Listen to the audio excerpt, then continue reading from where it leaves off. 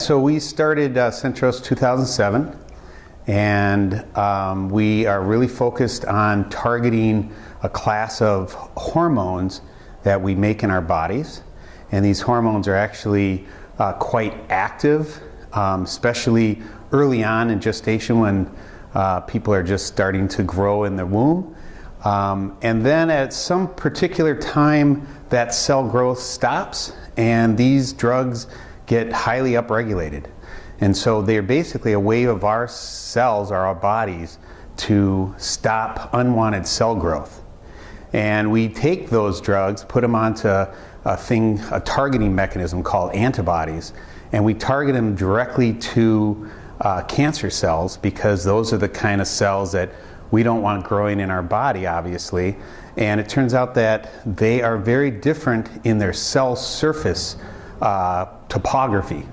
And that is a real recognition target for our drugs. And we think we can really make a difference because these seem to be very safe to normal cells, but they are very potent at killing cancerous cells that are growing in your body that are different in this type of protein recognition surface chemistry. Interesting story. We found something really interesting in a set of drugs that the National Cancer Institute has been working on for about 20 years, but never could make it druggable for cancer.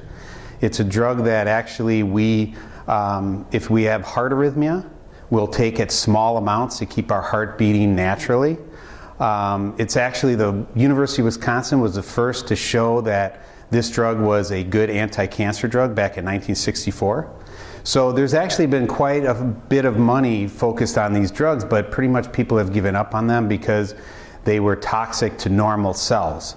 What we have been able to do is actually take this, attach it to an antibody, which is something else that's made naturally in our bodies to fight disease, for example, and we create antibodies. In fact, the first one we